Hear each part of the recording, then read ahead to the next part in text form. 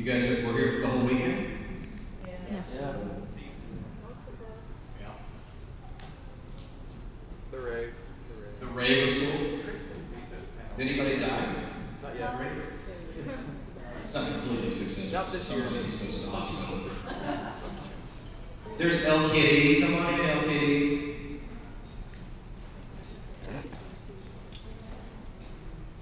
Hello, guys.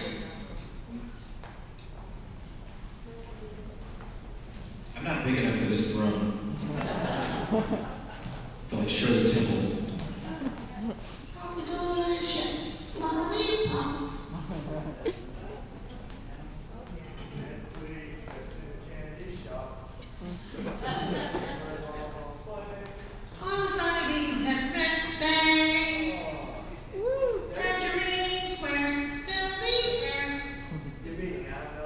Ha ha! I win. I always win. What quote is that from? Not the quote. What is that quote from? Yeah, English has escaped me this morning. What? No one saw Superman 2. Probably way before your time. We saw clips of the original Superman. You saw clips of the original Superman? Like in history class? Like last night. This happened on this date in 1976. Well, I'm getting the thumbs up. I guess that means we should start this puppy. Come on in. Welcome, welcome. Well, my name is Sonny Strait. I am the voice of Krillin on Dragon Ball Z, Maze Hughes on Full Metal Alchemist, which I believe that's what this panel's about, and many other characters.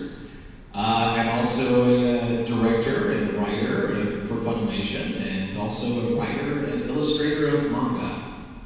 I've been published by Tokyo Pop and DC Comics, and so I think this is mostly focused on Full Metal Alchemist, right? And I will do my best to answer your questions, even though I die pretty quickly in both versions. But if you guys have any other questions that run the gambit of the manga or anime industries, I will be more than happy to answer those questions as well. And if you have no questions, I force you to ask questions. We start here with this guy in the blue pants, pantaloons, looks like. And he has to ask a question, and she has to ask a question. So if you want to be nice to your shy friends, raise your hand. Come on in, welcome. So let's start. Anybody have any questions? Okay, we're starting with you. Welcome, welcome, welcome. Come on in. You have a question. You have saved the shy people. What is your question? Was Maze the only role you tried out for Full Metal? No, I tried out for all of them, but he's the one I wanted. I said this in my panel yesterday. Colleen Blinkenbeard, who was handling the casting of that, was there in this session. And one of the lines from the audition was, "Sorry, but I have a wife and daughter to go home to." Right? And after I did my audition, Colleen said, "Hey, we're all going to go out for drinks afterwards. You want to come with?" And I said, "Sorry, but I have a wife and daughter to go home to." And she said, "That's what nailed it for me." Because she realized at that moment, you are Hughes, so I got the part for that. Yeah, it's probably the most typecast role I've ever got. Yeah, I think so. I got some pictures of my wife and daughter, but they're in my phone. I don't carry albums around. Any other questions? Yeah. If somebody brought Hughes back to Alchemy, would you play evil Hughes? Play the homunculus version? If somebody did what? Brought Hughes back to Alchemy. Can anyone hear her? I can't. They brought Hughes back with alchemy. Oh, they brought Hughes back with alchemy? Yeah, homunculus Hughes. Yeah, it would be pretty cool, huh? I think it would be like an evil photography alchemist. Able to trap people in pictures and then load them. Isn't she cute? That's evil Hughes, by the way. What would he sound like evil? Yes, what is your question? Yeah. What's what? I have been glommed so hard at a convention one time it broke my glasses. Oh gosh. Yeah, that's glomming can be very dangerous. Yeah. That was the hardest I've ever been called, by the way. Please don't do that because I'll have to deck you. I was very nice to her at the convention, offered to pay for my glasses, but yeah. When did you find out the Maze was going to die? I didn't find out that he was going to die until a couple of weeks before it happened. And then Mike McFarland, who was directing that episode, he said, this is a very, I know it sucks to have a character die, but this is a very important, pivotal moment in the series.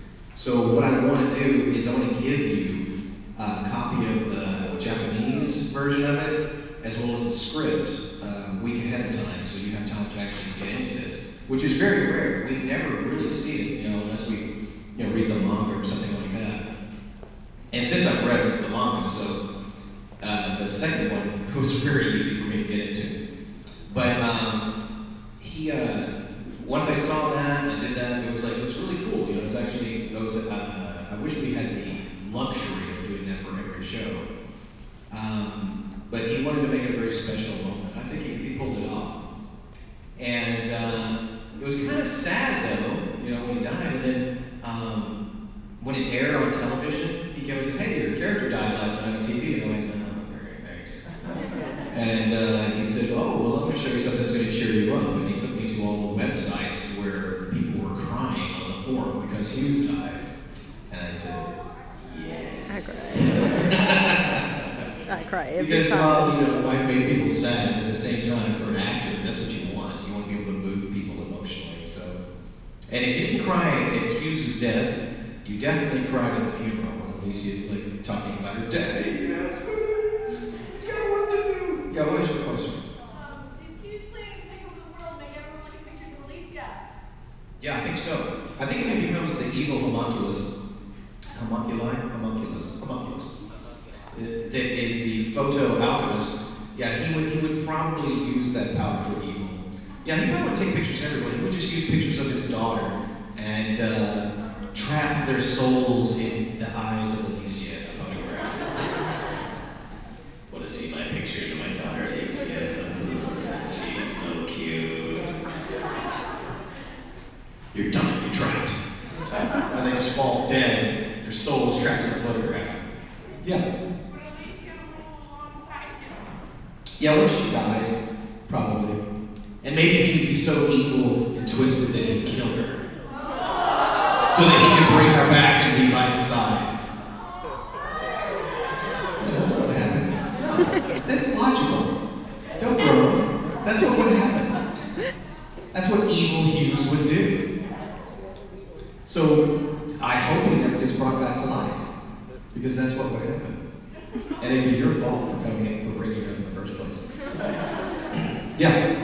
Yesterday you were talking about you requested Funimation take in Naruto. If they had done it, who would you have wanted to play as a character? On that show, anybody. That's such a popular show. Anybody would have been awesome. And it was like, ugh, every time I went to Hot Topic or something with my daughter, and I just see Naruto everywhere, and it was like, I told you. Yeah. Good series though. But when I was reading it, I was like, this is a real Dragon Ball Z feel to it, and I didn't even know they had any anime based on it. And if they do, we really need to get it. And since then, I've actually seen where people have shown stills side by side from Dragon Ball Z and Naruto where they actually directly swiped from Dragon Ball Z.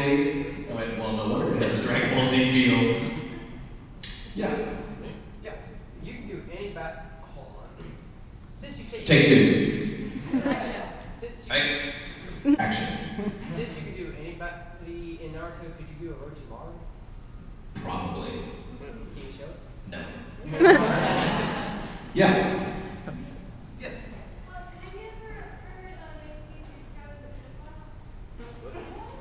Mace Hughes is a pedophile? Is that what you said? You're going to have to speak a lot louder because I'm getting a really loud noise in my head from when I talk. So, what were you saying? Come on, what is it? She said there's something on TV saying Mace Hughes is a pedophile. That is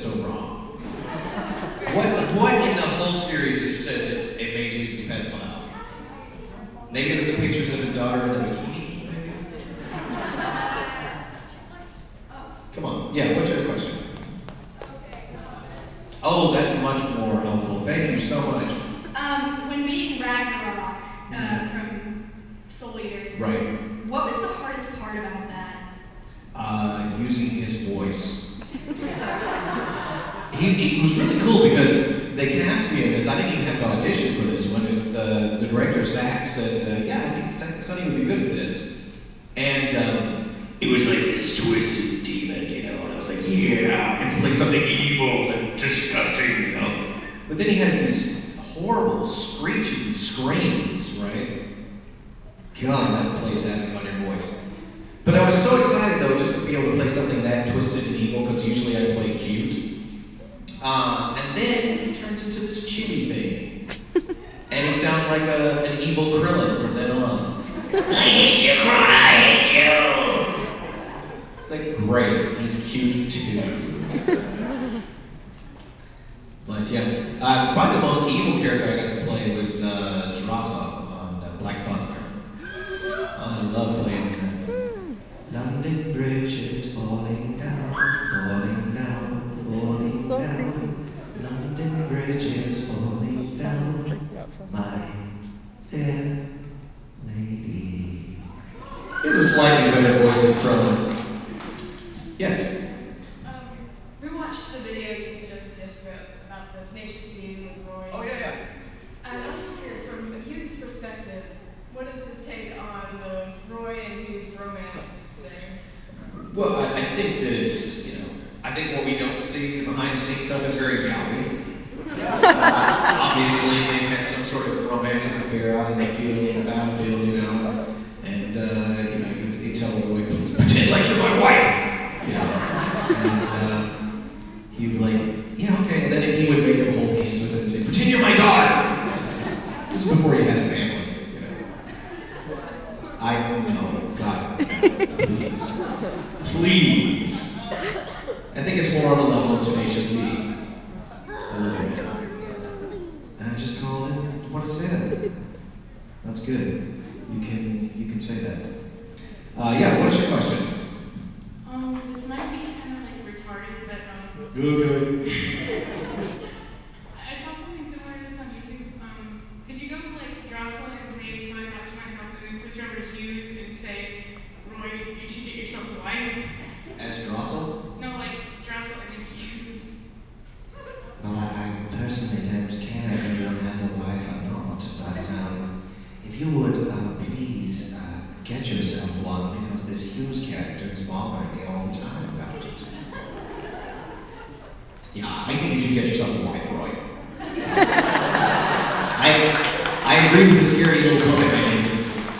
Well, thank you so much for agreeing with me. Any other questions? Yes, you're the bunny ears.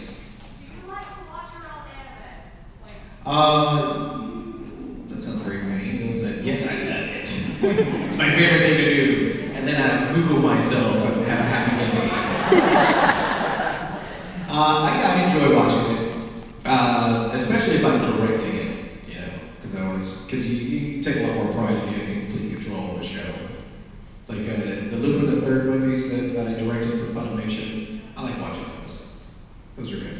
And good memories that goes along with them too, because I get to work very closely with the actors and everything. Yeah.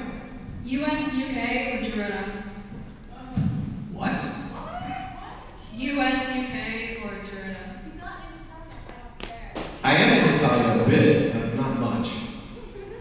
I would say US, just because I played his boss.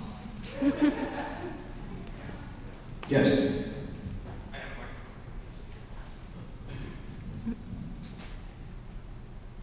Do you like it better when you have full control over your directing, or do you like to get other people's input? Well, it depends on the director.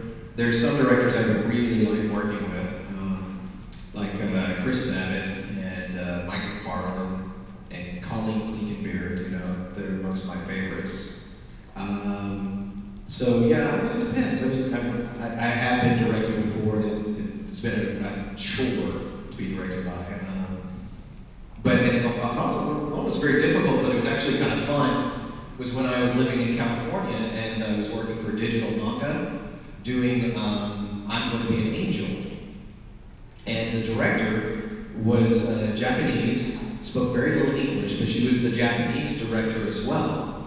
So it was kind of cool, but she would, I played this very enigmatic character named Mikhail, who was an angel, it was the angel Michael, really. And this was her direction to me.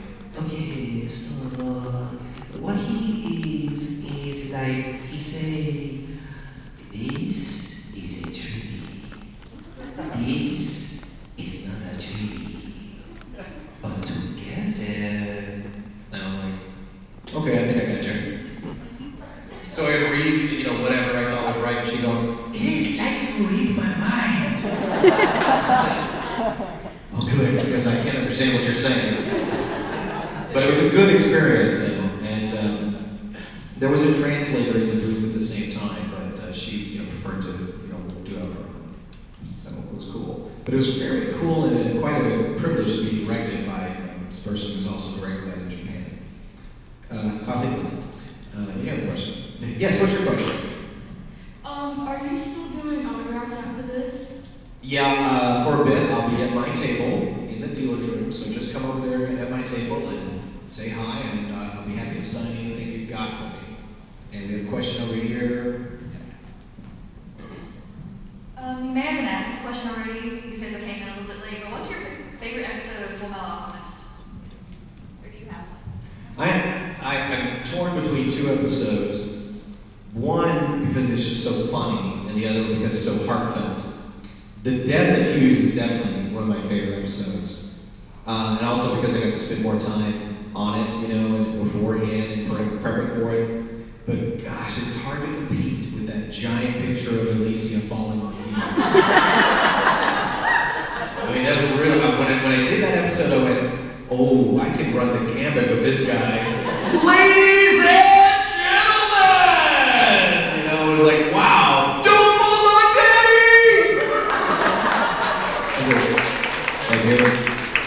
This show is nuts. I like this. Actually, Jake and I were talking about this last night, is that, Hughes doesn't have any powers, but he has the powers of goofy cartoon characters, Like, he can have this giant thing fall on him and survive as long as he's being goofy. But if he's being serious, he can get killed. So as long as he's laughing, he'll survive. Who had a question? Yes, again. Going back to the popular, my question is, Katakana, there's a group on something. So I was wondering, why did you choose to say Lupin? That was not my decision. That was an animation decision because Castle Cagliostro was done, and they said Lupin, and it had already been, it had been in the States for like 15 years at that point. So, it might have been 10. But we thought, okay, it's already been established, so we'll just say Lupin, right? And we did like 11 movies, and we said, and Pioneer came out after we had been doing it for about 2 years, and got the TV show, and they, used the French Lupin, and Gigan. And so, it was this funny issue that there was a big debate about that at Funimation while I was recording, and the executives finally, I recorded almost the entire episode, the whole movie, and they said, oh, we gotta change it to Lupin and Gigan. So I had to bring all the actors back in and re-record it, okay? Now this, we're still recording on tape at the time, okay? So we didn't really save files too much. So after I re-recorded all the lines with the French pronunciation, they came back and said, we decided to go ahead and stick back with Lupin and Gigan. I went, great. So I had to come back in again and re-record them. So it was like 3 times I had to bring them in there every time someone had said someone's name in it. And then they finally just decided Lupin. So I didn't really have a choice in it. I personally would have done the French because it was already on television at that point, and that was a bigger venue for it than that one movie that came out 10 years ago. But I still would have had to say Lupin. Sometimes I'll say Lupin, just because of remembering the trauma of that moment. Yeah, it was pretty frustrating. Yeah. Was it easier to accept Hughes' death than it was for Kerwin's death? Or No. No. But it was very difficult because Krillin was the first character I did. And when he died, no one told me he comes back. And I don't think they knew at the time. Because they were getting just a few episodes at a time at that point. It was very different than the way the industry is run now. You know, it was a lot harder to get approval and everything. So I think in everybody's mind, oh, Krillin's dead. You know, I was like, God, well, that was a short run. You know, I really liked doing that character. And then I think it was only just a few months, maybe 4 months later, that Chris Sabat called me and said, by the way, Krillin's back. And I'm like, what? Yeah, he's back. It's like, cool. And then for a while, he dies again. And he said, don't worry, he comes back. We now know he comes back. He ends this GT series coming back, so don't worry about it. But yeah, at first it was pretty hard to take.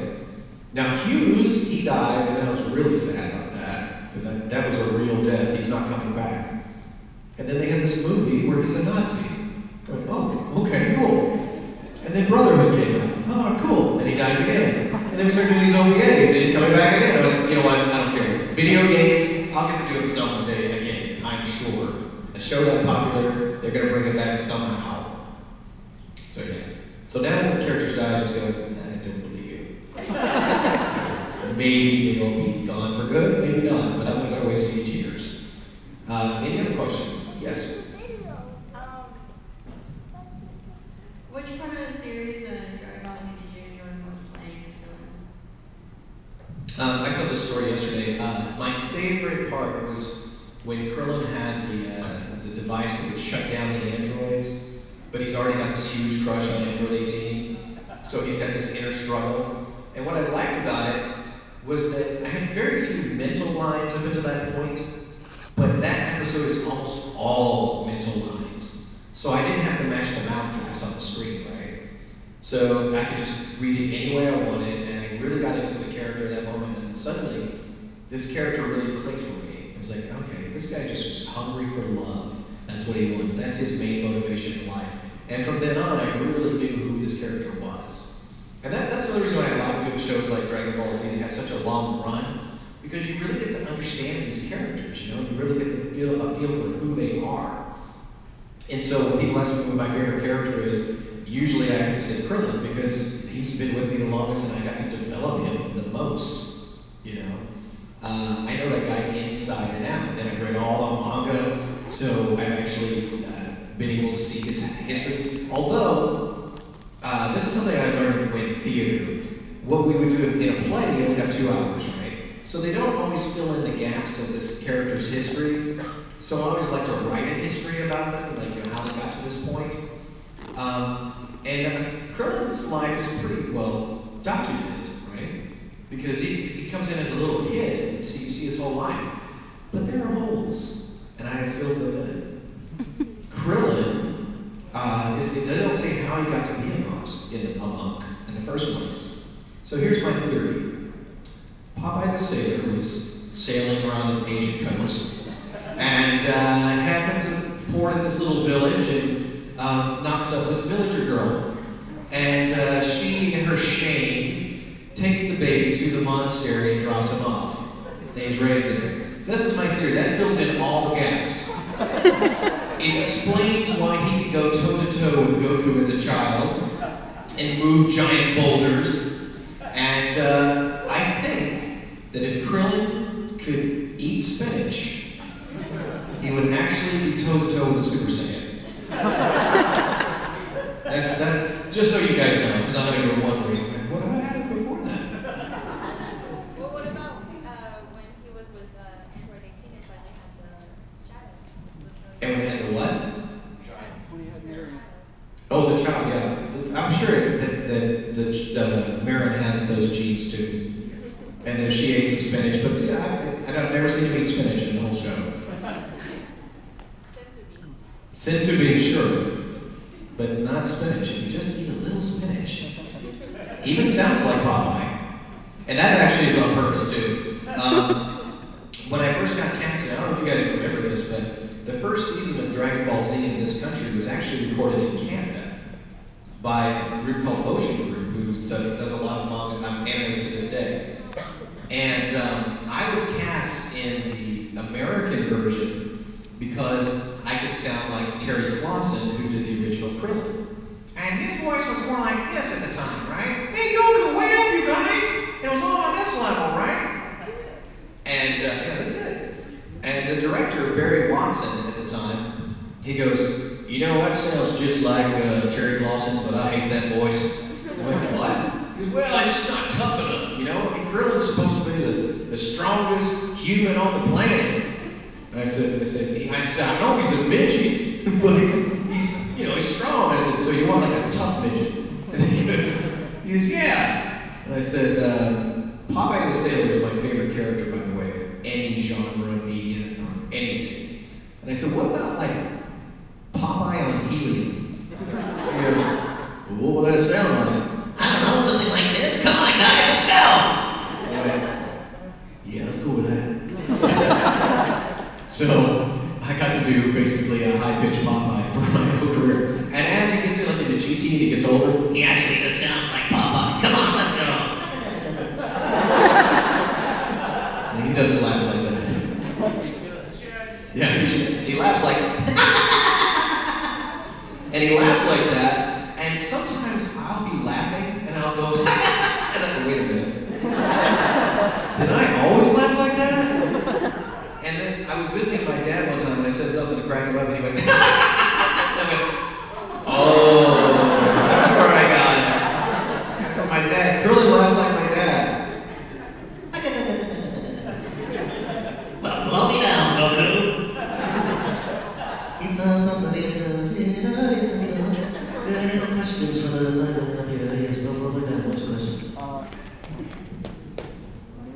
Oh, either way. You already asked the question. Let's ask him. We'll go to you next. Okay. You seem to have your hand in a lot of the production in anime and Funimation. Is that the standard most voice actors direct or write, or is that just kind of what you do? And if someone wanted to be a director or a writer, because I know at yesterday's panel you talked about the advice of being a voice actor. What would you give for advice when people wanting to direct or write for Funimation or just anime production companies? Well, I think if you want to write, direct, or act, the best advice to get is to just get experience. You know, if you get it in school or whatever, you know, write your own scripts for stuff. Because again, most of the people you're going against these days have a lot of experience. Now, back in the pioneer days when I started at Funimation, that was not always the case. Like one of the head writers was a technical writer. You know, and he's like, well, you write, so you're in, you know.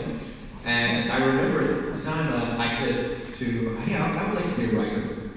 And he goes, well, what kind of experience do you have, you know, writing? I said, I think I'm the only one with any real experience at all. And he goes, what do you mean? And I said, well, I've actually had comic books published that I've written. And he goes, I think you're right. I think you may be the only one with any experience. All right, you're in. So I got to start writing. But now, you know, we look to people with real experience, you know, because we've improved on quality and, you know, we see quality in our work. At the time we were seeking quality, but, you know, our choices were as limited as what we could grab at the time.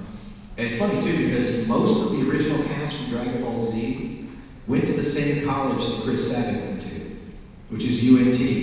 I went there, Goku went there, of course Chris Sabat went there, Stephanie Nadale went there. Most of the cast went to University of North Texas. Now we have a stable of about 300 actors that will come in for auditions and stuff. So we got quite a choice, and you know we're actually very well respected in the industry. But you know, it's a 12-year climb, right? And what was your question?